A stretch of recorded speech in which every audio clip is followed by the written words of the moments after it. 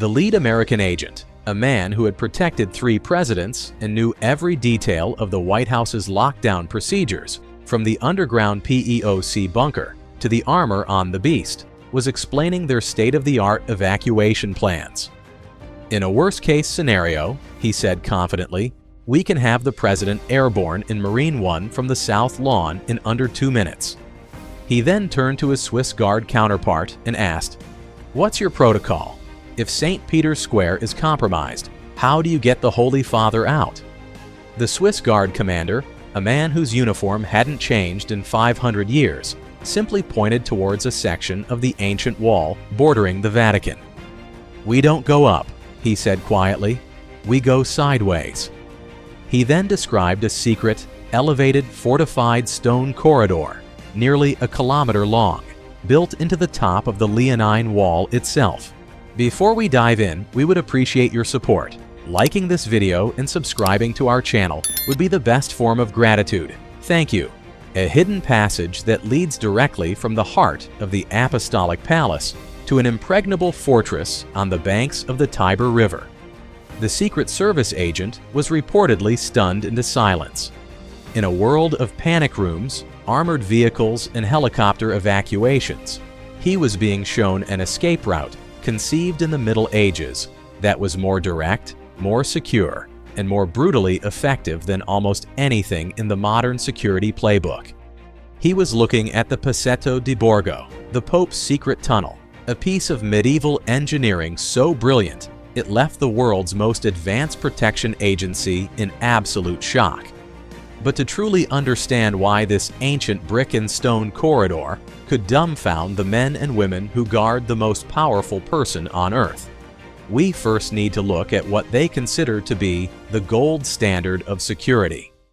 We need to explore the world of secret bunkers, hidden tunnels, and impenetrable fortresses designed to protect the global elite from any conceivable threat.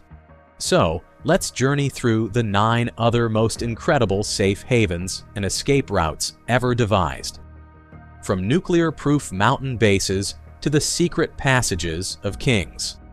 Only then, when we return to the Vatican's secret corridor, will we be able to grasp the full, terrifying genius of its design and uncover the secrets that have kept the papacy safe for over 700 years.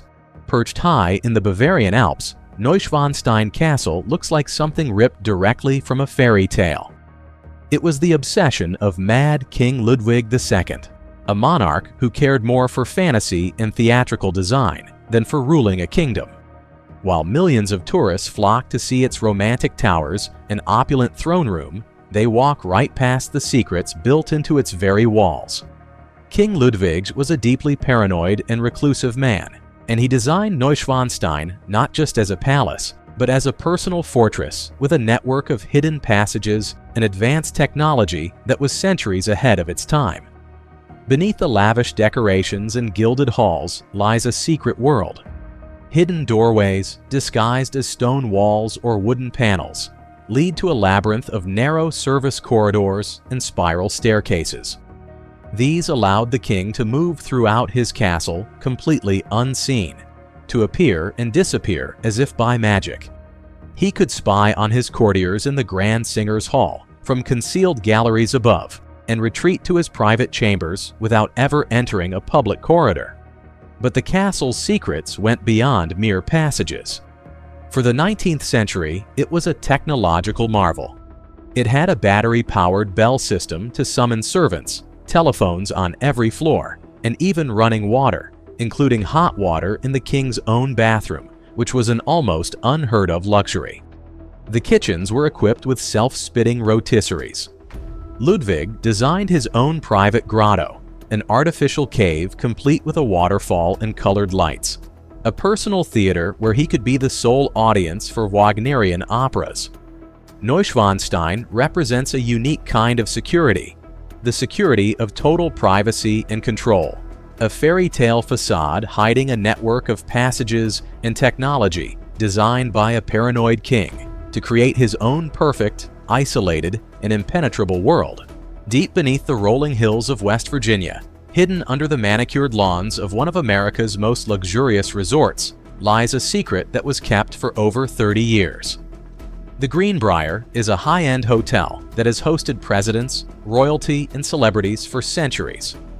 But from the late 1950s until it was exposed by a journalist in 1992, it was also home to a top-secret government facility codenamed Project Greek Island.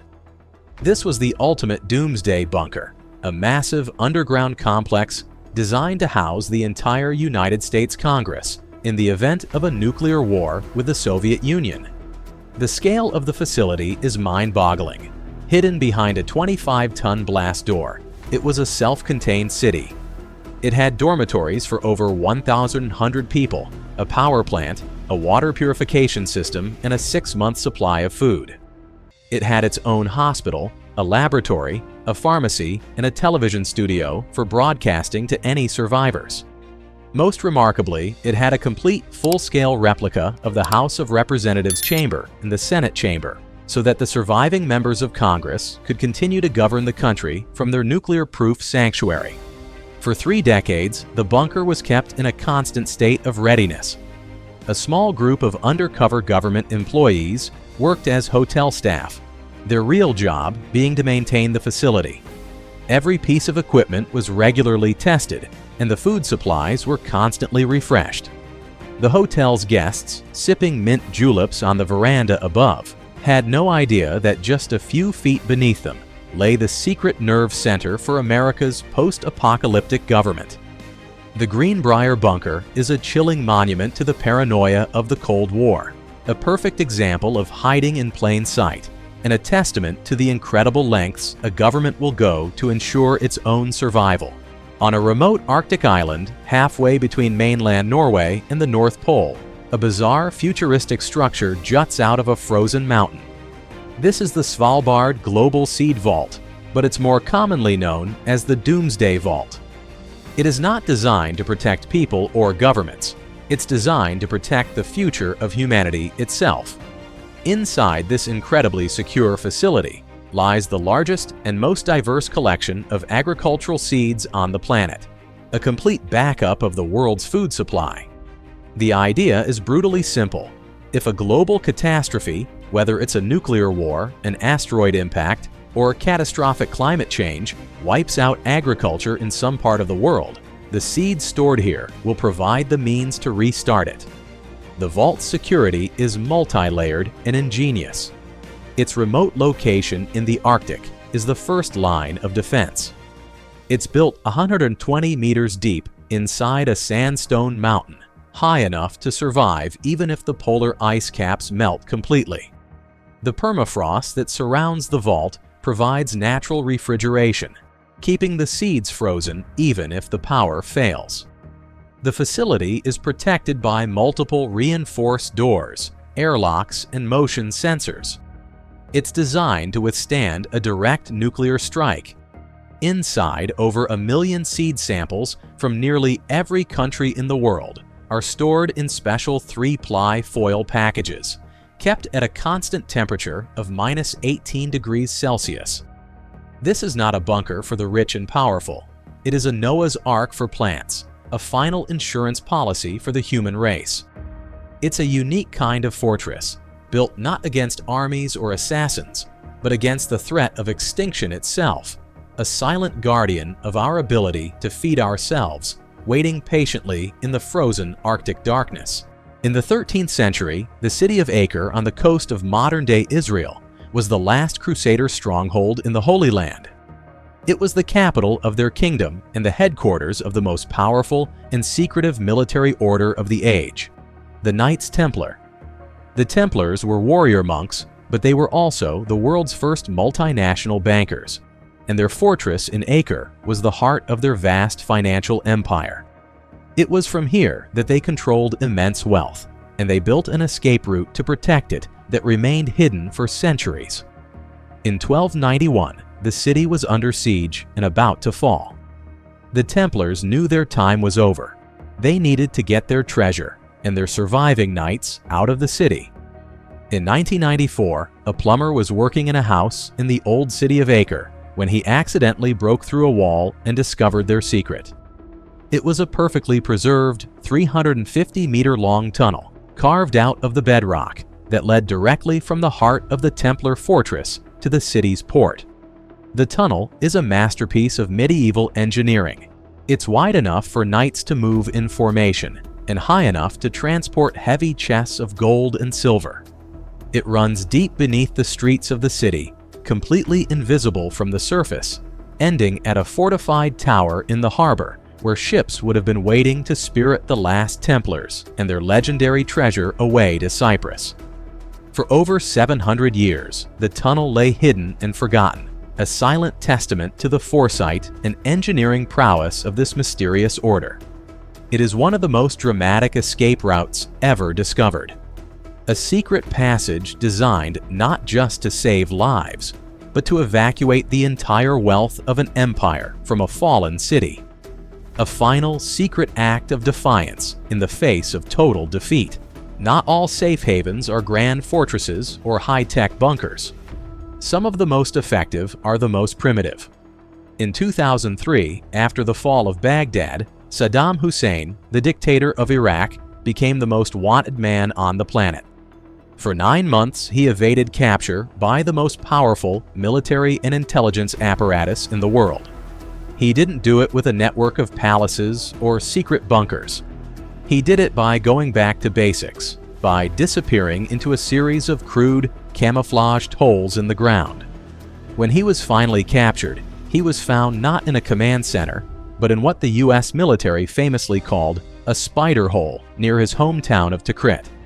The hideout was incredibly basic, but brilliantly effective. It was a small, bricked-up cellar, just big enough for one person to lie down in, with an entrance concealed by a layer of dirt and a styrofoam plug. An air pipe provided ventilation. Inside were just a few essentials. This was just one of many such hideouts. Saddam had a network of these simple shelters, as well as safe houses, and he constantly moved between them, relying on a small, trusted circle of family and tribal loyalists. He used no electronic communications, no phones, no radios, nothing that could be tracked or intercepted. He communicated only through couriers. It was a masterclass in low-tech evasion. While the U.S. military was using satellites and drones, Saddam was using methods that would have been familiar to a guerrilla fighter 1,000 years ago. His spider hole represents the ultimate form of personal security. Total anonymity and a complete rejection of the technology that makes modern life and modern surveillance possible. It is a stark reminder that sometimes the most secure place in the world is simply a hole in the ground, completely off the grid. If you want to survive a nuclear war, there is perhaps no safer place on Earth than Cheyenne Mountain, Colorado. This is not a bunker. It is a city built inside a hollowed-out mountain of solid granite. During the Cold War, the United States decided it needed a command center that could survive a direct hit from a multi-megaton Soviet nuclear warhead. The result was the Cheyenne Mountain Complex, one of the most secure and iconic military installations ever built.